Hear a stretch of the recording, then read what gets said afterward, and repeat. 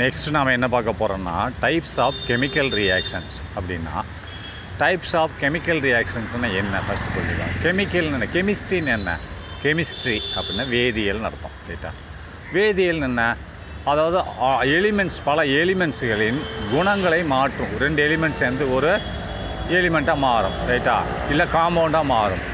என்னது, அது மாறும். ரைட்டா, அணுக்கள் ஒரு ஆட்டம் இன்னொரு ஆட்டத்துக்கு கூட வினை புரியும்னா அது வினைன செயல்பாடுக்கு உட்படும். ரைட்டா, ரெண்டு ஆட்டம் வினை புரிந்து இன்னொரு எலிமெண்ட்டை கொடுக்கும். ஆட்டம்ன்றது சின்னது. ரைட்டா, அப்போ எலிமெண்ட்டு ஆட்டம், எலிமெண்ட்டு காம்பவுண்ட், இந்த மூணுக்கு என்ன டிஃபரன்ஸ்? இந்த மாலிக்யூல் அப்படின்னா ஆட்டம்ன்றது என்னன்னு சொன்னால், ஒரு நம்ம டேபிளில் போட்டிருக்காங்க இல்லையா, இப்போ ஆக்சிஜன் ஓ, இது வந்து ஒரு ஆட்டம். அப்போ ரெண்டு ஓ ஒன்று சேர்ந்ததுன்னா O2, இது ஒரு ஆக்சிஜன் சொல்லுவாங்க. ரைட்டா, ஆக்சிஜன் எலிமெண்ட். அப்படின்னா ரெண்டுமே ஒன்று தான். ஆட்டம் சொன்னால் ஒரு எலிமெண்ட் அப்படின்னு சொல்லுவாங்க. ரைட்டா, அப்போ ரெண்டு எலிமெண்ட் ஒன்று சேர்ந்துச்சுன்னா ஒரே ஆட்டத்தை கொண்ட இரண்டு எலிமெண்ட்டு ஒன்று சேர்ந்தா, இப்போ ஆக்சிஜன் ஒன்று சேர்ந்தால் அதுக்கு பேர் மாலிக்யூல்னு சொல்லுவாங்க. ரைட்டா, ஆக்சிஜன் ஒன்று சேர்ந்தால் அதுக்கு பேர் மாலிக்யூல். ஹைட்ரஜன் ஒன்று சேர்ந்தால் அதுக்கு பேர் மாலிக்யூல், அப்புறமா மூலக்கூறுன்னு சொல்லுவாங்க. ரைட்டா, இது ஹைட்ரஜனும் ஆக்சிஜனும் ஒன்று சேர்ந்தால் இது வேறு ஆட்டம், அது வேறு ஆட்டம், அதுக்கு பேர் காம்பவுண்ட். இரு வெவ்வேறு ஆட்டங்கள் ஒன்று சேர்ந்து ரியாக்ஷன் புரிஞ்சால் அதுக்கு பேர் என்னது? காம்பவுண்டு. ஒரே ஆட்டங்கள் ஒன்று சேர்ந்து ஒரு கலவையை ஒரு பொருளை கொடுத்தால் அதுக்கு பேர் எலிமெண்ட்டு. ரைட்டா, இப்போ ஓரளவுக்கு டிஃபரன்ஸ் தெரிஞ்சிருக்கும். ரைட்டா, உங்களுக்கு இப்போது டைப்ஸ்னால் பிரிவுகள்னு அர்த்தம். என்ன பிரிவுகள்? ஆஃப் கெமிக்கல் ரியாக்ஷன்னா வினை புரிதல்னால் செயல்பாடுக்கு உட்படுகிறது. வினைன்னா ஒரு செயல் செய்கிறது. ரைட்டா, அப்போது கெமிக்கல் அப்படின்னா கெமிஸ்ட்ரினா வேதியியல்.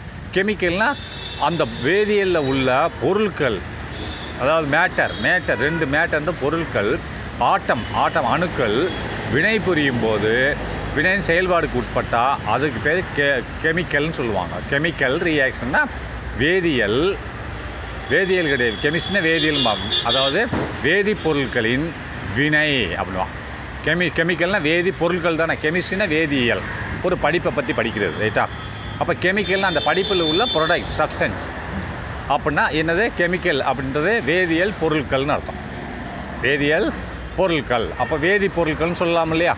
வேதியியலில் அதில் உள்ள பொருட்கள், சப்ஸ்டன்ஸ்னால் மேட்டர்பாங்க. ரைட்டா, அதில் உள்ள பொருட்களை தான் அதை வேதிப்பொருட்கள்னு சொல்லுவாங்க. ரைட்டா, வேதிப்பொருட்கள். அப்போ வேதிப்பொருட்கள் வினை புரியுறதுக்கு ரியாக்ஷன் என்னது? வினை புரிதல்.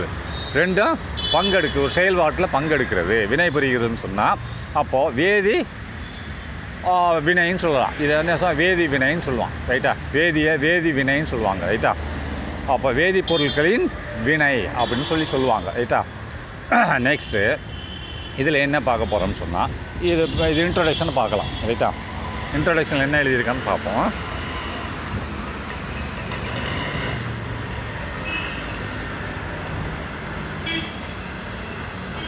as you know, உனக்கு தெரியும், ஃப்ரம் யுவர் இயர்லி ஸ்டடீஸ் அப்படின்னா நீங்கள் முதல்ல படிச்சதுலேருந்து உனக்கு தெரியும்னு சொல்கிறாங்க. என்ன தெரியும்னு சொல்கிறாங்க? ஜஸ்ட் வெயிட் பண்ணுங்கள்.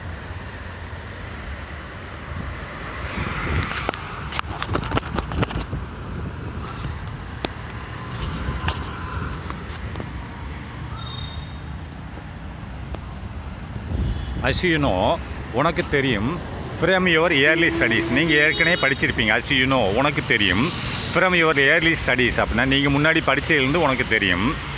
கெமிக்கல் ரியாக்ஷன் அப்படின்னா ஒரு கெமிக்கல் ரியாக்ஷன் வந்து வேதி வினை. கெமிக்கல் ரியாக்ஷனாக வினை புரிகிறது, செயல்படுகிறது, ரெண்டும் கலக்கிறது, பாண்டிங்க்கு வருது. ரைட்டா, அதான் சொல்கிறேன், ரியாக்ஷன் சொல்கிறேன், வினை. ரைட்டா, கெமிக்கல்னால் வேதி வினை, வேதிப்பொருட்களின் வினை புரிகிறது. இன்வால்வ்ஸ் நடைபெறுகிறது, செயல்படுத்துகிறது. ரைட்டா, அந்த வேதி வினை செயல்படுகிறது. எவ்வாறாக? Breaking of old chemical bonds அப்படின்னா, பிரேக்கிங் ஆஃப் ஓல்டு கெமிக்கல் பாண்ட்ஸ்னால் ஏற்கனவே ஒரு பாண்டில் இருந்துச்சுன்னு சொன்னால், ஒரு ரெண்டு வினை புரிஞ்சு ஒரு தனிமத்தை கொடுத்திருந்தால், ரைட்டா, அதை பிரேக் பண்ணுறது, உடைக்கிறது. ஆஃப் ஓல்டு கெமிக்கல் பாண்ட்ஸ், பழைய வேதி பிணைப்புகள் அப்படின்னா பாண்டுன்னு ரெண்டு பாண்டிங்கில் கோவலன் பாண்ட் ரெண்டு இணையுது இல்லையா, அதான் பிணைப்புகள்னு சொன்னாலும் சரி. பிணைப்புனா இணைஞ்சிருக்கிறத பிரிக்கிறது. அப்போ ஓல்டு கெமிக்கல் பாண்ட் அப்படின்னு பாண்டுனா இணைந்து இருக்கிறதை, அதாவது பிணைப்புகள்னு சொல்லுவாங்க. நீ இணைந்து இருக்கிறதை போட்டுக்கோ.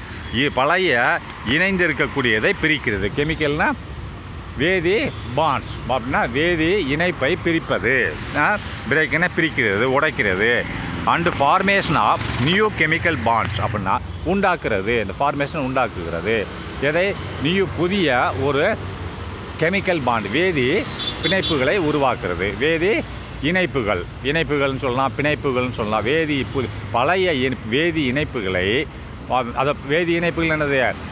அதை வேதியியலில் 2 பொருட்கள் சேர்ந்து ஒரு பாண்டிங்கில் இருந்தால் அதை பிரிக்கலாம், சேர்க்கலாம். ஆனால் energy will never destroyed. Energy அழியாது, ரைட்டா? எனர்ஜி இருக்கிற இடத்துல தான் இருக்கும். ஆனால் மாற்றலாம், எனர்ஜியை மாற்றலாமே தவிர புதுசாக உண்டாக்கவோ அழிக்கவோ ஒன்றும் செய்ய முடியாது, ஆக்கவோ ஒன்றும் செய்ய முடியாது. ஒன்று மாற்றலாம், எனர்ஜி இங்கேருந்து அதில் கொண்டு வரலாம், அங்கேருந்து இங்கே கொண்டு வரலாமே தவிர அதை காலி பண்ண முடியாது அப்படின்னு சொல்கிறான், ரைட்டா? அப்போ பழைய கெமிக்கல் பாண்டுனா இணைப்பை உடைத்து புதிய இணைப்பை உண்டாக்குதல். என்ன இணைப்பு? கெமிக்கல்னால் வேதியியல் பொருட்களின் பழைய இணைப்பை உடைத்து புதிய இணைப்பை உண்டாக்குதல்னு சொல்கிறான். அடுத்து நெக்ஸ்ட்டு த சேஞ்ச், இந்த மாதிரி மாற்றங்கள் மே ஹேப்பன் ஸ்பான்டானியஸ்லி அப்படின்றான். அதாவது ஸ்பான்டானியஸ்லினா தன்னிச்சையாக, அது இந்த மாதிரி நிகழ்வுகள், இந்த உடைக்கிறது, பழைய பாண்டை பிரிக்கிறது, புதிய பாண்டை உண்டாக்குறது, இந்த மாதிரி செயல்பாடுகள் அப்படின்னு சொல்கிறான். அதாவது திஸ் சேஞ்ச், இந்த மாற்றம், இந்த மாதிரி செயல்பாடுகள் தான் மாற்றம்னு சொல்கிறான். திஸ் சேஞ்ச் மே ஹேப்பன், நடக்கிறது. எவ்வாறாக? ஸ்பான்டானியஸ்லினா தன்னிச்சையாக, அதுவாக நடக்கிறது, ரைட்டா? நீ ஒன்றும் செய்யலை, ரைட்டா? இது ஒன்று தன்னிச்சையாகவும் நடக்கும், பிறகு நம்ம எனர்ஜி கொடுத்தாலும் நடக்கும். இப்போதைக்கு தன்னிச்சையாக நடக்கிறது. அல்லது it may be facilitated by external force. ஒன்று தன்னிச்சையாக இந்த மாதிரி பிரித்து புதிய பாண்டை உண்டாக்குறது தன்னிச்சையாக நடக்கும். அல்லது it may be facilitated to external forces. அப்படி இட் மே பி ஃபெசிலிட்டேட்டட்னா வசதி செய்யப்பட்டு கொடுத்துள்ளது, வசதி செய்யப்பட்டது. அப்படின்னா இட் மே பி இந்த பாண்டை உடச்சி புதிய பாண்டை உண்டாக்குறதுக்கு அது என்ன சொல்கிறான்? இட் மே பி ஃபெசிலிட்டேட்டட்னு வசதி செய்யப்பட்டதுன்னா, அதாவது எப்படி வசதி செய்யப்பட்டது? இந்த மாதிரி உடைக்கிறதுக்கு வசதி செய்யப்பட்டு பை எக்ஸ்டர்னல் எனர்ஜி, எக்ஸ்டர்னல் ஃபோர்ஸ்னால் வெளியிலிருந்து ஒரு சக்தியை கொடுத்து இந்த பாண்டை நம்ம உடைச்சி புதிய பாண்டை உண்டாக்கலாம்ன்றான். It may be facilitated by இதனால் பை எக்ஸ்டர்னல் ஃபோர்ஸஸ். அப்படின்னா வெளியிலிருந்து ஒரு சக்தியை கொடுத்து இந்த அணுக்களின், இந்த எலிமெண்ட்டுகளின் பாண்டை உடைத்து புதிய பாண்டை உண்டாக்கலாம். வெளியிலிருந்து சக்தியை கொடுத்து, அதான் அந்த கொடுக்கறதுக்கு பேர் தான் வெளியிலிருந்து சக்தியை கொடுக்குற பேர் தான் ஃபெசிலிட்டேட்டட். கொடுத்து இந்த இடத்துல கொடுத்துன்னு எழுதிக்கோ. இட் மே பி ஃபெசிலிட்டேட்டட்னா இது கொடுத்து, எதை கொடுத்து? பை எக்ஸ்டர்னல் ஃபோர்ஸஸ், வெளியிலிருந்து ஒரு விசையை கொடுத்து இந்த பாண்டை உடைக்கலாம். ஒன்று தன்னிச்சே நடக்கும், இல்லை வெளியிலேருந்து கொடுக்கலாம். அல்லது மூணாவதாக பாருங்கள், எனர்ஜினா மூணாவதாக வெளியிலேருந்து ஃபோர்ஸ், ஒரு சக்தி, அதுக்கடுத்து எனர்ஜி, மூன்றாவதாக ஆற்றலை கொடுத்தும் இந்த பாண்டை உடைக்கலாம். அப்போ 3 இருக்குது. ஒன்று தன்னிச்சையாக நிகழும் ஸ்பான்டானியஸ்லி, அல்லது இட் மே பி ஃபெசிலிட்டேட்டட்னா அதை எதை வழங்கி? External energy, external force. அப்படின்னா வெளியிலிருந்து ஒரு விசையை வழங்கி, ஃபெசிலிட்டேட்டா வழங்கின்னு வச்சுக்கோ, அதை உடைச்சி புதிய பாண்டை உண்டாக்கலாம். அல்லது மூணாவதாக எனர்ஜினா ஆற்றலை கொடுத்து அந்த பாண்டை, கெமிக்கல் பாண்டை உடைக்கலாம், உடைச்சி புதுசு உண்டாக்கலாம். அடுத்து chemistry is all about, chemistry இருக்கிறது எதை பற்றி சொல்லுகிறது? கெமிஸ்ட்ரின்றது என்னது? வேதியியல். இதுதான் ஒரு படிப்போட பேர் தான் வேதியியல் என்பது இருக்கிறது, இந்த படிப்பு இருக்கிறது. Is all about chemical reactions. இந்த கெமிஸ்ட்ரி என்ற ஒரு படிப்பு, வேதியியல் என்ற ஒரு படிப்பு இஸ் ஆல் அபவுட் எதை பற்றி குறிப்பிடுகிறது?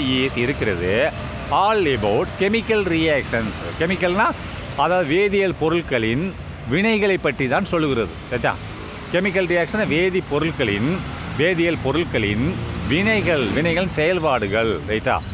ரியாக்ஷனை செயல்பாடுகளை பற்றி, வேதியியல் பொருட்களின் செயல்பாடுகளை பற்றி படிப்பது தான் கெமிஸ்ட்ரினா வேதியியல் என்று சொல்லுகிறது, ரைட்டா? அடுத்து நெக்ஸ்ட்டு என்ன சொல்கிறான்? கெமிஸ்ட்ரின்னு சொல்கிறான். அடுத்து in your day to day life. அப்படின்னா உங்களோட வாழ்க்கையில், அன்றாட வாழ்க்கையில், டே டு டே, அப்படி நேற்று, இன்றைக்கி, நாளைக்கு, இப்படி டே டு டே லைஃப், இந்த அன்றாட வாழ்க்கையில் யூ குட் அப்சர்வ், நீ கவனித்திருப்பாய். அப்சர்வ்னா கவனித்திருப்பாய். அப்போ உன்னால் கவனித்திருக்க முடியும். எதை கவனித்திருக்க முடியும்? மெனி கெமிக்கல் ரியாக்ஷன்ஸ், பல வேதியியல் வினைகளை நீ கவனித்திருக்க முடியும். ரைட்டா? வேதிப்பொருட்களின், கெமிக்கல்னா வேதிப்பொருட்களின் வினைகளை நீ உன்னோட வாழ்க்கையில் அன்றாடம் கவனித்திருக்க முடியும். ரைட்டா? அடுத்து கிளியர் அண்டர்ஸ்டாண்டிங் அப்படின்னா ஒரு தெளிவான ஒரு புரிதலுக்கு வரணும் அப்படின்னா கிளியர் அண்டர்ஸ்டாண்டிங், தெளிவான ஒரு புரிதல் ஆஃப் தீஸ் ரியாக்ஷன்ஸ். அப்போ நீ தெளிவான ஒரு புரிதலுக்கு வர வேண்டும். எதை பற்றி வர வேண்டும்? Of these reactions. அப்போ இந்த வினைகளை பற்றி நீ ஒரு தெளிவான புரிதலுக்கு வர வேண்டும், நீ புரிஞ்சு வச்சுருக்கணும் அப்படின்னு சொல்கிறேன். எந்த வினைகள்? இந்த வேதிப்பொருட்களின் வினைகளை பற்றி நீ ஒரு தெளிவான அண்டர்ஸ்டாண்டிங், உனக்கு ஒரு புரிதல் வர வேண்டும் அப்படின்றான். கிளியர் அண்டர்ஸ்டாண்டிங்னா ஒரு சரியான ஒரு ஒரு நாலேஜ்னா ஒரு அறிவுபூர்வமான நாலேஜ் உனக்கு இருக்கணும். எதை பற்றி? தீஸ் ரியாக்ஷன்னா இந்த வினைகளை பற்றி தெளிவான ஒரு அண்டர்ஸ்டாண்டிங், உனக்கு ஒரு நாலேஜ் இருக்கணும். இஸ் எசென்சியல், அது தேவைப்படுகிறது. இந்த ரியாக்ஷன்ஸ், இந்த வினைகளை பற்றி ஒரு தெளிவான நாலேஜ், அண்டர்ஸ்டாண்டிங்னா ஒரு அறிவு இருக்க வேண்டும். இஸ் எசென்சியல், இது முக்கியம். அப்படி இருக்கிறது முக்கியம்னு சொல்கிறான். எசென்சியல்னால் இது முக்கியம்னு சொல்கிறான். எதற்காண்டி? In order to manipulate them for the sake of human life. அப்படி in order to manipulate them அப்படின்னா, மேனிப்புலேட்னா நடவடிக்கை, மேனிப்புலேட்னா கையாளுதல். ரைட்டா? இன் ஆர்டர் டு மேனிப்புலேட், இந்த மாதிரி ஒரு நாலேஜ் இருந்துச்சுன்னு சொன்னால் நீ அதை கையாண்டு, இன் ஆர்டர் டு மேனிப்புலேட்னா அதை கையாண்டுனா அதை வைத்து. ரைட்டா? அப்படி நாலேஜ் இருந்ததுன்னா அதை வச்சு நீ புரிஞ்சுக்கலாம். அதாவது மேனிப்புலேட்னா கையாளுதல் அப்படின்னா, இன் ஆர்டர் டு மேனிப்புலேட்னா அதை வைத்து, அதை கையாண்டு. ரைட்டா? அதை வச்சு கையாண்டு மேனிப்புலேட் தெம். அப்போ அவைகளை பற்றி நீ புரிஞ்சுக்கலாம். புரிஞ்சுக்கிட்டு இருந்தேன்னா எதற்கு புரிகிறான்னு சொல்கிறான்னு பாருங்கள். இன் ஆர்டர் டு மேனிப்புலேட் தெம் அப்படின்னு சொன்னால் நீ அதை கையாளுவதற்குனா அதை உபயோகப்படுத்துவதற்கு. ரைட்டா? அந்த ரியாக்ஷனை பற்றி ஏன் புரிஞ்சுக்கிறணும் வினையை பற்றின்னு சொன்னால், அந்த பொருட்களை நீ கையாளுவதற்கு, இன் ஆர்டர் டு, அதன் காரணமாக டு மேனிப்புலேட்னா கையாளுவதற்கு, அதை உபயோகப்படுத்துவதற்கு, மேனிப்புலேட்னா உபயோகப்படுத்துவதற்கு, கையாளுவதற்கு ரெண்டு ஒன்று தான். தெம்னா அந்த பொருட்களை, வேதிப்பொருட்களை நீ உபயோகப்படுத்துவதற்கு இந்த நாலேஜ் உனக்கு அவசியம். எதற்கு? For the sake of human life. For the சேக்னா அதன் பொருட்டு, ஆஃப் ஹியூமன் லைஃப், மனித வாழ்க்கையின் பொருட்டு நீ அதை கையாளுவதற்கு. சேக்குனா அதன் பொருட்டு, எதன் பொருட்டு? ஹியூமன் லைஃப், மனித வாழ்க்கையின் பொருட்டு நீ அந்த வேதிப்பொருட்களை கையாளுவதற்கு இது அதனோட ரியாக்ஷனை பற்றி நீ தெரிஞ்சிருக்க வேண்டும். ரியாக்ஷன்னா வினைகளை பற்றி தெரிஞ்சிருக்க வேண்டும் அப்படிங்கிறான். ரைட்டா? அடுத்து நெக்ஸ்ட்டு லைஃப் அண்ட் என்விரான்மெண்ட், அதாவது மனுஷன் வாழ்க்கை மற்றும் சுற்றுப்புற சூழல். இதன் பொருட்டு. ரைட்டா? ஷேக்குன்னா இதன் பொருட்டு நீ அந்த பொருட்களை, வேதிப்பொருட்களை கையாளுவதற்கு ரியாக்ஷன் வினைகளை பற்றி தெரிஞ்சிருக்க வேணும்னு சொல்கிறான். ரைட்டா? நெக்ஸ்ட்டு ஸோ ஆகவே என்னது நெக்ஸ்ட் என்ன சொல்கிறான்னா, நெக்ஸ்ட் என்ன சொல்கிறான்னு சொன்னால் இன்னொரு life date right okay chemical அப்போ என்ன போட்டுருக்கான் நெக்ஸ்ட்.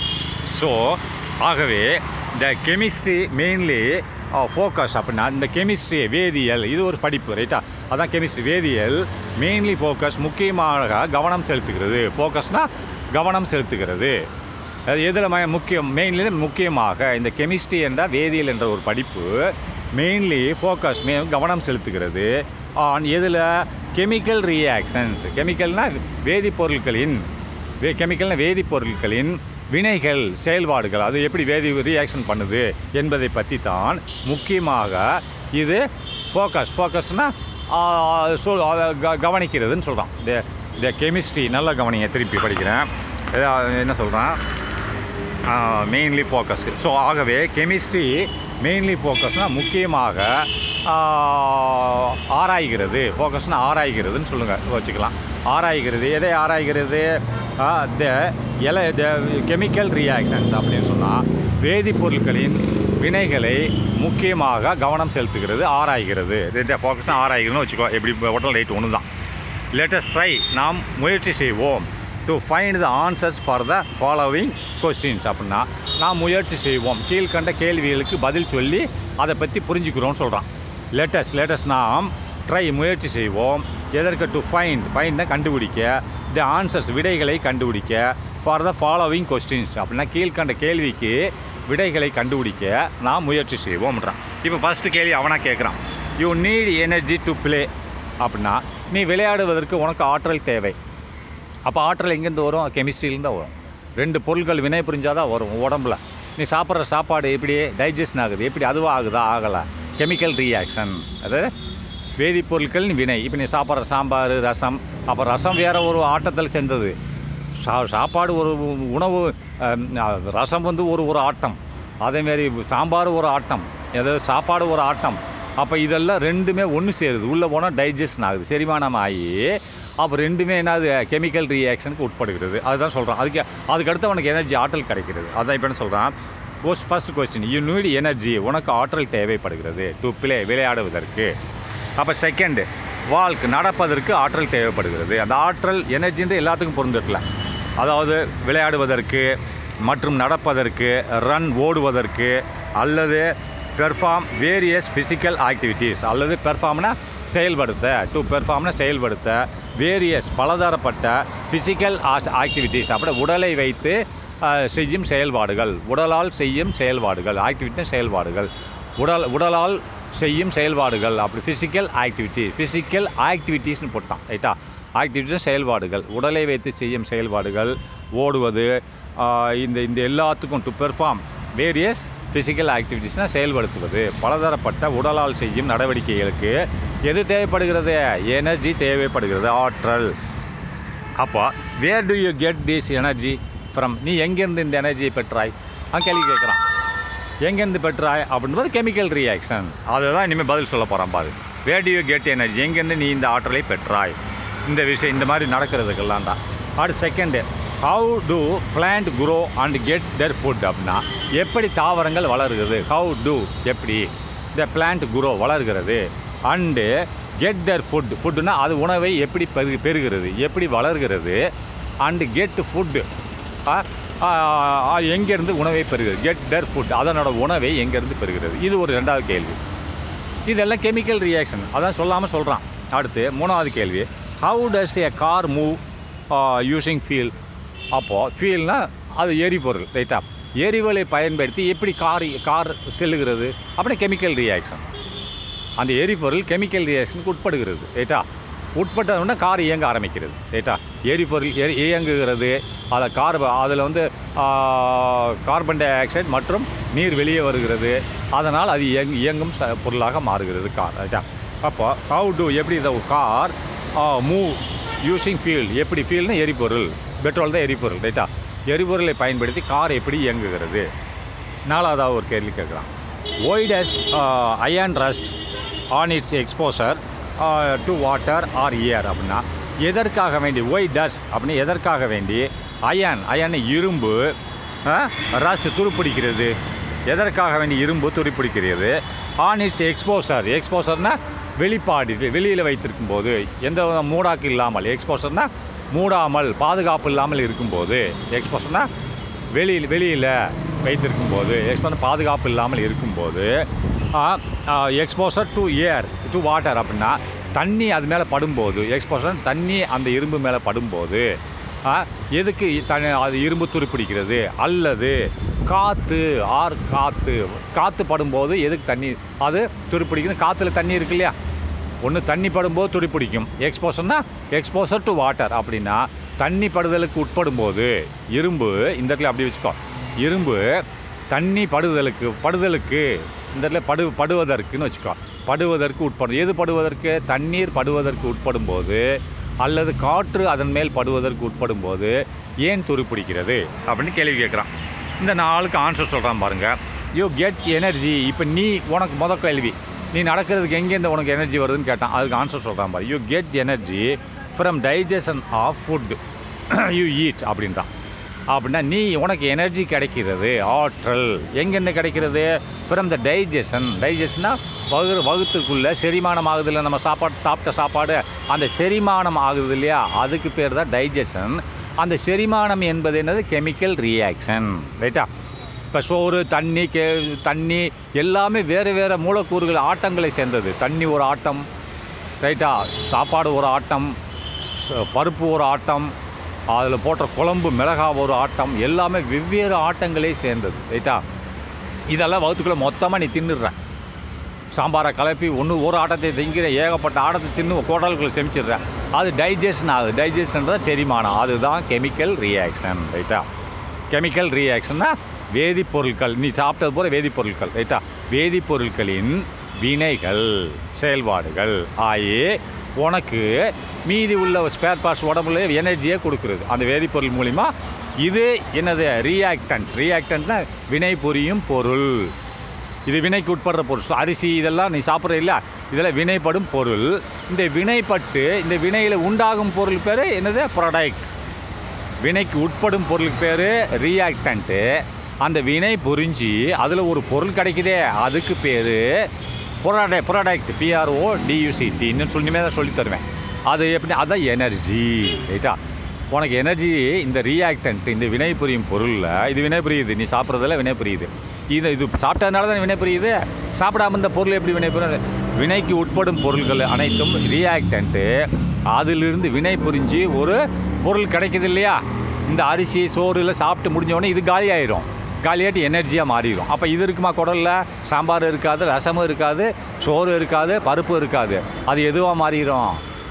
எனர்ஜி, ஆற்றலாக மாறிவிடும். உடம்புக்குள்ள ஆற்றலாக மாறி நீ இயங்க ஆரம்பிச்சிடுவே. அந்த ஆற்றல் தான் என்னது? அது ஒரு காம்பவுண்டாக இருக்கலாம், எலிமெண்ட்டாக இருக்கலாம் ரைட்டா, ஒரு கலவை ரைட்டா. ஆனால் அந்த கலவை எனர்ஜியாக அதுக்கு பேர் ப்ராடக்ட். ப்ராடக்ட்னா மாறுவது. மாறினதுக்கு பேர் ப்ராடக்ட்டு.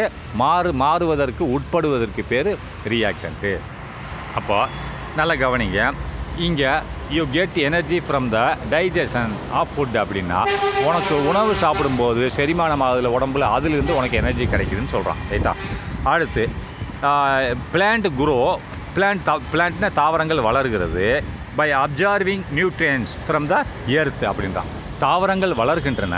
குரோ பை அப்சார்விங்னா உறிஞ்சி. எதை உறிஞ்சி? நியூட்ரியன்ஸ்னால் சத்துக்களை உறிஞ்சி. இதை பூமியில் உள்ள சத்துக்கள் என்னது? மினரல்ஸு, தாதுக்கள் மற்றும் தண்ணி, இதெல்லாம் உறிஞ்சி தாவரங்கள் வளர்கிறது. மற்றும் ஃபோட்டோசிந்தசிஸ். ஃபோட்டோசிந்தசிஸ்னால் ஒளி சேர்க்கை. அதில் ஃபுட்டு தயார் பண்ணுது. இந்த தண்ணியை உறிஞ்சினா தானே, தண்ணி தானே தேவைப்படும் அந்த ஒளி சேர்க்கைக்கு. அப்போ தண்ணியையும் நியூட்ரன்ஸ் மினரல்களையும் பூமியிலிருந்து உறிஞ்சி தாவரங்கள் வளர்கின்றன அப்படின்றான். அப்புறம் அந்த எர்த்து பூமியிலிருந்து, அதாவது பிளான்ட் குரோ வளர்கிறது பை அப்சார்விங் நியூட்ரன்ஸ், சத்துக்களை உறிஞ்சி ஃப்ரம் த எர்த் பூமியிலிருந்து உறிஞ்சி வளர்கிறது. அண்ட் கெட் தர் ஃபுட், அதனோட உணவை தயார் செய்கிறது. கெட் தர் ஃபுட், அது கெட் தர் ஃபுட், அது கிடைக்கிறது. அதனோட உணவு கிடைக்கிறது. ஃபுட் எப்படி? By photosynthesis. இலைகளில் ஃபோட்டோசிந்தசிஸ் ஒளி சேர்க்கை நடக்குது இல்லையா. சூரிய வெப்பம் படும்போது இந்த தண்ணியெல்லாம் அங்கே போய் ஒளி சேர்க்கை நடந்து உணவு தயாரிக்கிறது. அண்ட் கெட் தர் ஃபுட், அது உணவை பெறுகிறது. எப்படி? By photosynthesis. ஃபோட்டோசிந்தசிஸ்னா ஒளி சேர்க்கை மூலமாக. அடுத்து the combination of fuel, the combustion.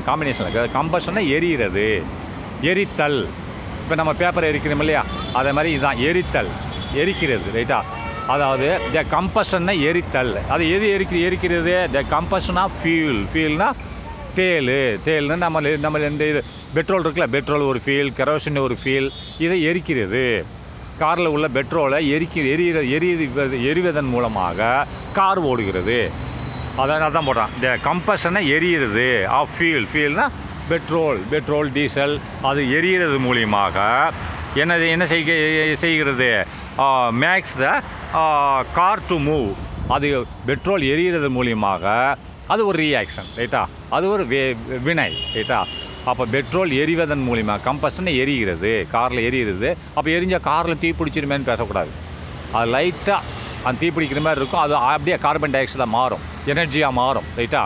அப்போது இந்த எரிகிறது எது? ஃபியூல் எரிகிறதுனால அதனால தான் ஃபியூலை என்ன சொல்லுவாங்க? எரிபொருள்னு சொல்லுவாங்க ரைட்டா. ஃபியூலை தமிழில் என்ன சொல்லுவாங்க? எரிபொருள்னு சொல்லுவாங்க. எரியும் தன்மையுடைய பொருள் ரைட்டா. அப்போது இந்த ஃபியூல் எரிகிறதுனால எது மூவ் ஆகுது? மேக்ஸ் செய்கிறது, உண்டாக்குகிறது. த கார் டு மூவ், காரை இயக்க பயன்படுகிறது ரைட்டா. அடுத்து 3 கொஸ்டினுக்கு ஆன்சர் பண்ணிட்டேன். அடுத்து இரும்புக்கு பார்ப்போம். ஆக்சிடேஷன்னா ஆக்சிஜன் ஏற்றம் ஆஃப் அயன் காசஸ் என்ன? ரஸ்டிங் அப்படின்றான். அப்போ ஆக்சிடேஷன்னா அந்த இரும்பானது காற்றுல உள்ள ஆக்சிஜனோட வினை புரிந்து ரஸ்டை துருவை உண்டாக்குகிறது. இது ஒரு வினை ரைட்டா, கெமிக்கல் ரியாக்ஷன் ரைட்டா.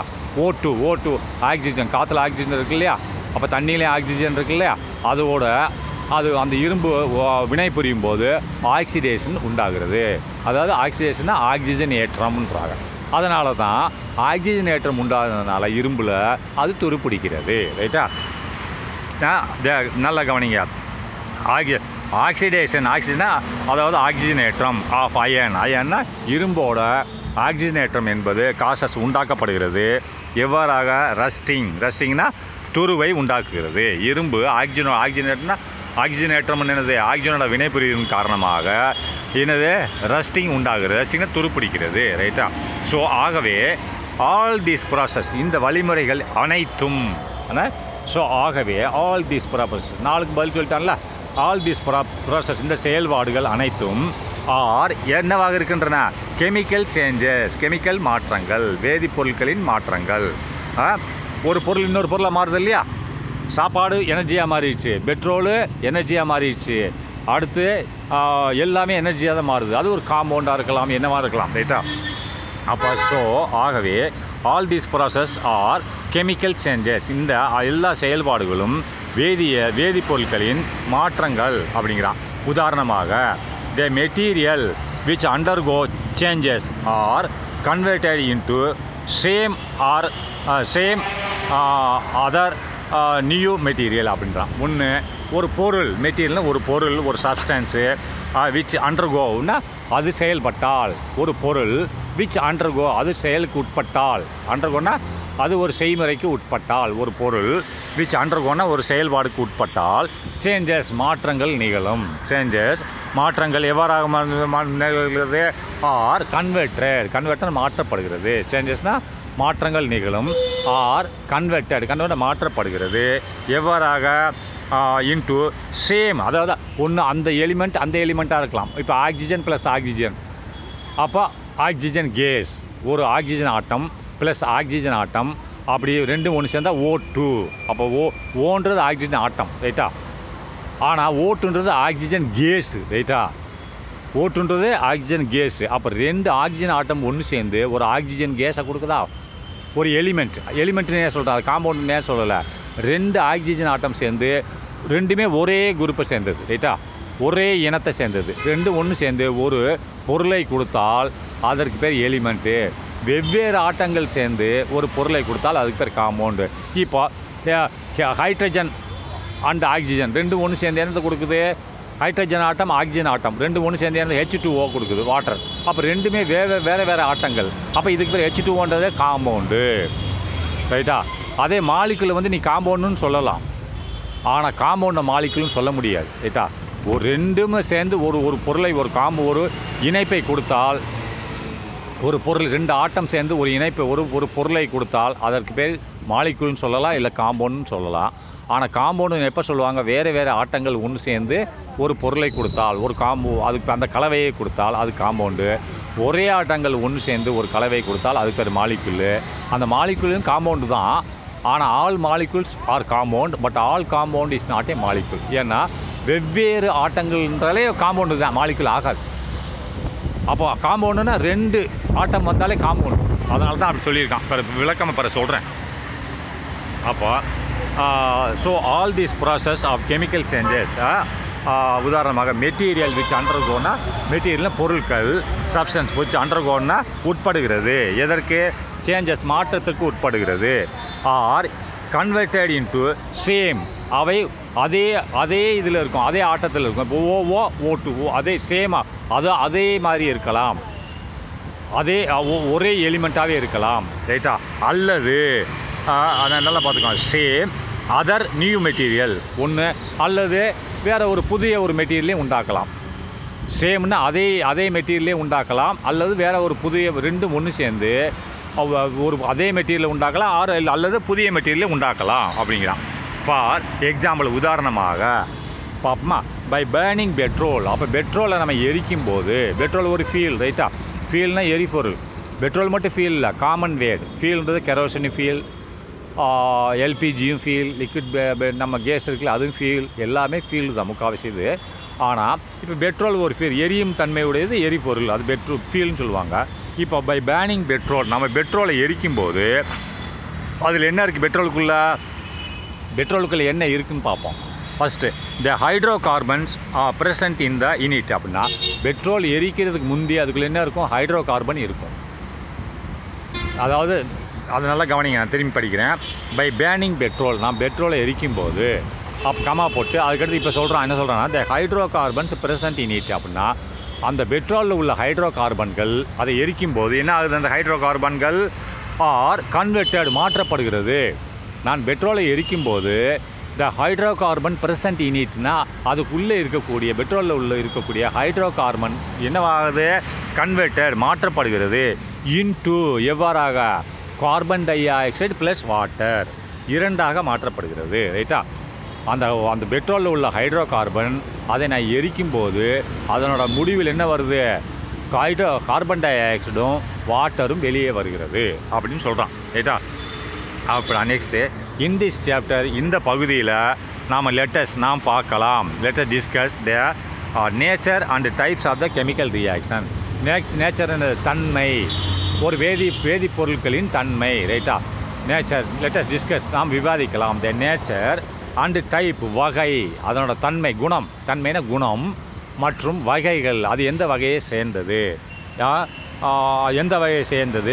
Of chemical reaction. கெமிக்கல்னால் வேதிப்பொருட்களின் வினைகளில் அதனோட தன்மை, அந்த வேதிப்பொருட்களின் தன்மை, வேதிப்பொருட்கள் வினை நடந்தால் அது வேதிப்பொருள் இருக்கணும் இல்லையா, அதனோட தன்மை மற்றும் குணங்களை பற்றி பார்க்கலாம், வகைகளை பற்றி பார்க்கலாம்ன்றாப்ல. ரைட்டா, அப்போ next what happens during a chemical reaction, இது நெக்ஸ்ட் இதில் பார்க்கலாம்.